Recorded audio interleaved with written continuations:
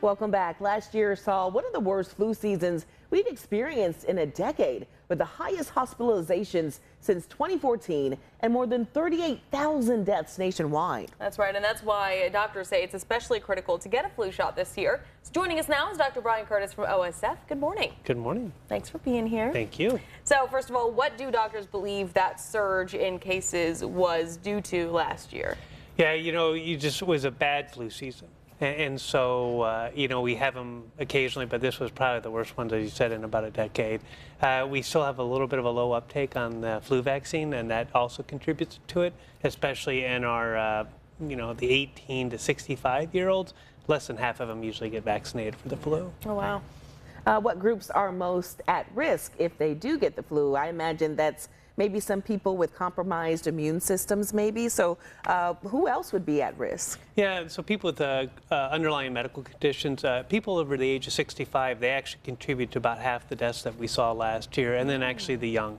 So kids under 2 are newborns, and then actually what people don't understand is pregnant women and women that recently delivered are actually a very high risk category too, and they definitely need to be vaccinated. Wow. Yeah, I would have never guessed. But now we also talk about confusion surrounding who's eligible, the cost of a flu shot, authorization. So what are the facts here in Illinois?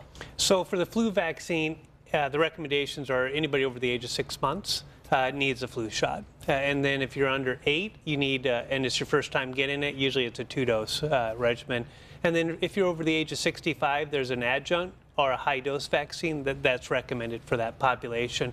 And you can get it anywhere. You can go to the Walgreens, the CVS's, any of your local pharmacies that give it, your doctor's office. So anybody's eligible to get it. I've also seen some CVS's or Walgreens, it says you can get the shot for free. Yeah, so all insurers cover it, and so they do cover it as just part of a basic benefit. So any health plan will cover your flu shot.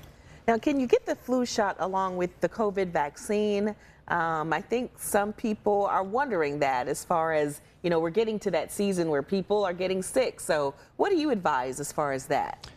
If you don't have a fever and you're not actively sick, you should get the shot. And so whether you get in another immunization or not. So I took my son in because he had to get a shot for high school. Yeah. And so I said, well, I'm here, just go ahead and give him the flu shot.